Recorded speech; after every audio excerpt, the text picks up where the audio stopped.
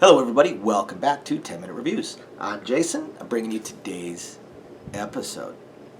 As always, please hit the like and subscribe buttons. My fuzzy co-star Frey is running around here somewhere. She may or may not show up. Like we say every single time, we're just a small family channel. We love to read books. We love to bring you guys books and hopefully more authors out there. So we're going to do it no matter what, but we would appreciate any support you guys might want to give us. Don't forget to check the links down below for links to today's author and anything else, our Discord channel, anything else that I can think of that is applicable. We could use the traffic through the Amazon affiliate links.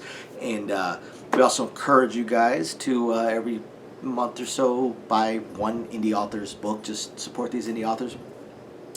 And thank you, by the way, to our patrons. And don't forget our Discord channel. Jump on in. We like to talk about books on there. Otherwise, I'm going to get into today's video. Hi, Fuzzy.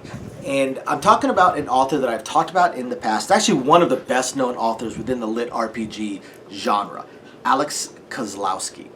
And his book, Traitor, GIT, which is book 2 of his Traclaon Armageddon series that he came out with not too long ago. Since I've already reviewed book 1, I'm going to skip my usual 4 categories. I'm not going to talk about those. I'm just going to talk about the book in general.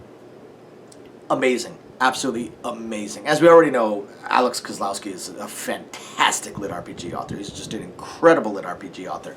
And the Traclaon Armageddon series is interesting because it takes that whole reborn type of trope that is used in a lot of these, in this, like, you know, subgenre, I guess. And he kind of turns it around a little bit in the fact that this is actually occurring in the far future. Oftentimes we've got these reborns that typically, you know, the reborn trope, they usually either come back to, you know, say our time right when a system is integrating, so they, you know, they have all this power based on their knowledge, and they know how to you know, do certain things, or something along those. In fact, every reborn book that I've read so far has been that particular trope, except this one. This one, we are far future. So yes, he goes back in time, back to when he is weak, but we've got spaceships and AIs and hand-wavium type of technology, plus the magic and abilities, which are basically soul abilities. And it is definitely lit RPG. There are absolutely levels and a lot of numbers associated with things. And the main character, Eric. And in this particular book, in the first book, it was him kind of building himself back up from a child. He came back as a child to becoming legally an adult and setting some of his seeds planted for the future and trying to change a few minor things, but mostly trying to plant the seeds for humanity to succeed in the future.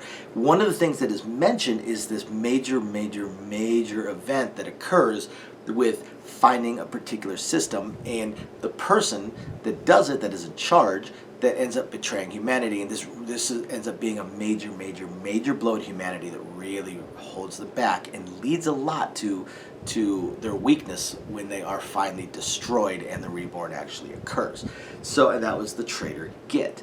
So this book really focuses on Eric attempting to pull that off and to go after Traitor GIT. Now he's doing a few other things. First, it's really only the last third of the book or so that deals with Traitor GIT. It's a pretty long book. It's pretty fascinating. I mean, it's an awesome read. It was very difficult to put down. The levels and the fact that he keeps himself so much weaker than he needs to be just so he can pull off this one particular mission. He has to be way underpowered in order to pull it off, which is kind of weird.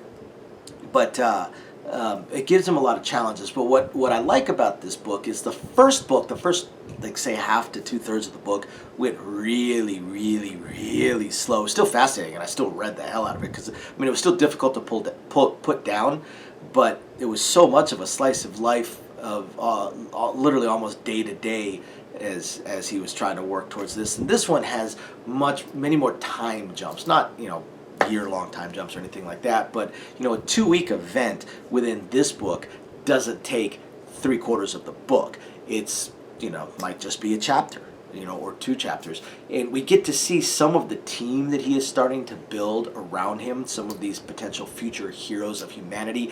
He's already assembled quite a few of them into this team, and they have their own abilities and strengths. In fact, most of them physically are far more powerful than he is. and as far as like their influence and finances and things along those lines. So in a lot of ways, Eric is able to just give a mission, send a mission to them, and they will accomplish it. Where he will tell them, you know, hey, I need X done on such and such day to get that gives him an opportunity to take advantage of some event that he knows is coming in the future. Now, one of the things that is mentioned in this book that I think is pretty cool is how once he pulls off the Traitor GIT thing and some of the other stuff he's already pulled off, a lot of his foreknowledge is going to go away because he will have changed enough about humanity's past that he won't quite be able to predict what is going to happen after that.